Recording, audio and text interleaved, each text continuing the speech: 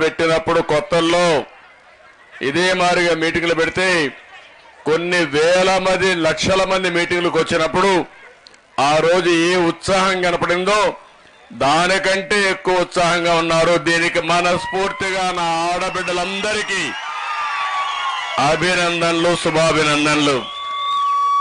ఈరోజు వేదిక పైన ఎంపీ అభ్యర్థి దగ్గుమల్ల ప్రసాదరావు గారు,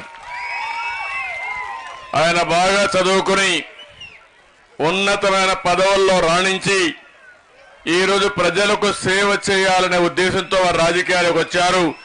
వారిని గట్టిగా మనస్ఫూర్తిగా ఆశీర్వదించాల్సిందిగా మిమ్మల్ని అందరినీ కోరుతున్నాం.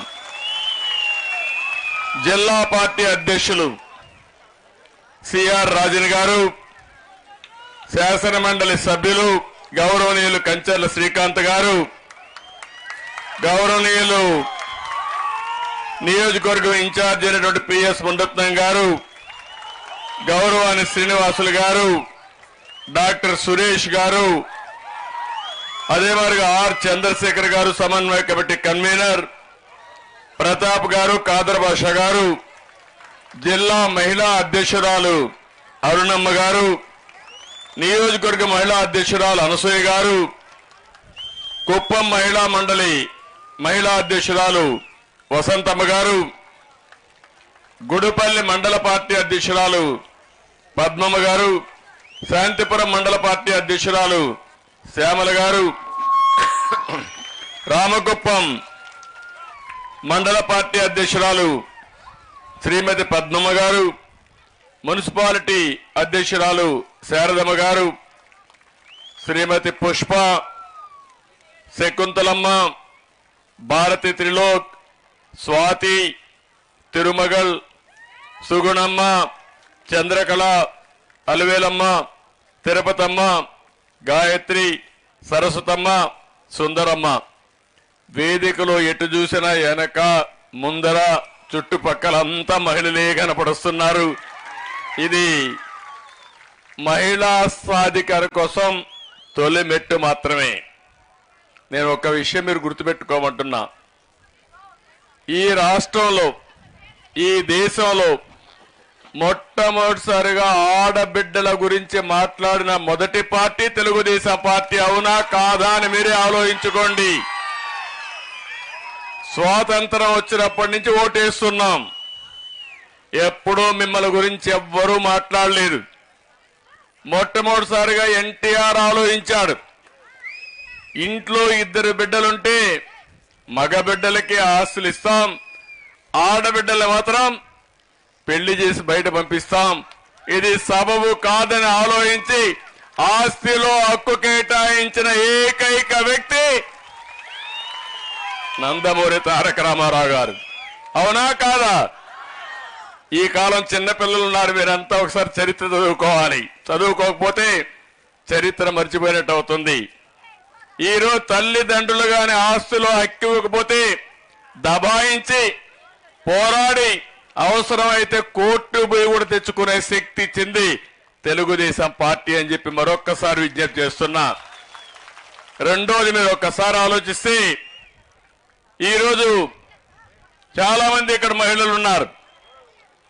ఈరోజు మీరు ఒక్కసారి చూసినప్పుడు స్థానిక సంస్థల్లో రిజర్వేషన్లు వీళ్ళందరూ వచ్చారంటే ఎంపీటీసీలుగా పోటీ చేశారు, సర్పంచ్లుగా పోటీ చేశారు, జడ్పీటీసీలు అయ్యారు, జిల్లా పరిషత్లు అయ్యారు, ఎమ్మెల్యేలు అయ్యారు.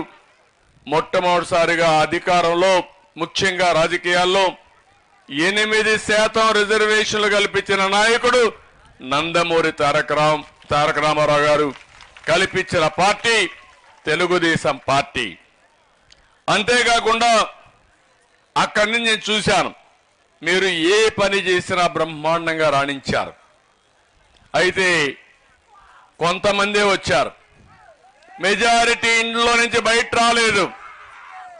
మీరు ఎప్పుడూ చెప్పేవాడిని ఒక మాట, చిన్నప్పుడు తల్లిదండ్రుల పైన ఆధారపడతారు, పెద్ద అయితే భర్తల పైన ఆధారపడతారు, మళ్ళీ ముసలి వాళ్ళు అయితే కొడుకుల పైన ఆధారపడతారు. ప్రతిరోజు మగవాళ్ళు అంటారు మిమ్మల్ని, మీకేం తెలియదు, వంట చేయి, మాకు వడ్డించు, పిల్లలను చూసుకో, కడవన్నీ మేము చేస్తామనే పరిస్థితి అవునా కాదా అని మిమ్మల్ని అడుగుతున్నా. రాష్ట్రంలో ఉండే 2 కోట్ల మంది మహిళలు ఆలోచించుకోవాలి. అప్పుడు నేను చెప్పాను, నా ఆడబిడ్డలు తెలివితేటల్లో తక్కువ కాదు. చిన్న సరదా సినిమాకు పోవాలంటే భర్త పర్మిషన్ కావాలి, అవునా కాదా? మందుల షాపుకు మద్యం షాపు పోవాలంటే మీ పర్మిషన్ అవసరం లేదు, భర్తకు మాత్రం. అంటే మంచి పని చేయాలంటే మీకు పర్మిషన్ కావాలి, చెడ్డ పేరు చేస్తే మాత్రం మగవాడికి పర్మిషన్ అవసరం లేదు. అందుకే నేను ఆలోచించాను, దీనికి మూల కారణం మీకు ఆర్థిక స్వాతంత్రం లేకుండా పోవడం. ఆ ఆర్థిక స్వాతంత్రం ఇవ్వాలని ఆలోచించిన పార్టీ తెలుగుదేశం పార్టీ. దేశంలో దాన్ని మొదలుపెట్టిన పార్టీ తెలుగుదేశం పార్టీ. నేనే పెట్టాను. మీలో చదువుకోని మహిళల్ని ఇంటికొకరిని పెట్టి డాక్రా సంఘాలు ఏర్పాటు చేశాను. డాక్రా ఉద్యమాన్ని నడిపాను. ఎక్కడికక్కడ మేము తెలివితేటలు చూశాను. అంత మునిపై చాలా మంది ఆ రోజు కొంతమంది ఉంటారు, కొంతమంది కొత్త వాళ్ళు వచ్చారు, అంటే యంగ్స్టర్స్ వచ్చారు. మీరు ఒక్కసారి గుర్తు చేసుకుంటే అందరూ మిమ్మల్ని ఎగతాళి చేసేవారు. తెల్లవారితో నిద్రలేసి మీరంతా బ్యాగ్ తీసుకొని పుస్తకాలు సంఖ్యలో పెట్టుకుంటే ఈ అమ్మాయికి ఏం పని లేదు.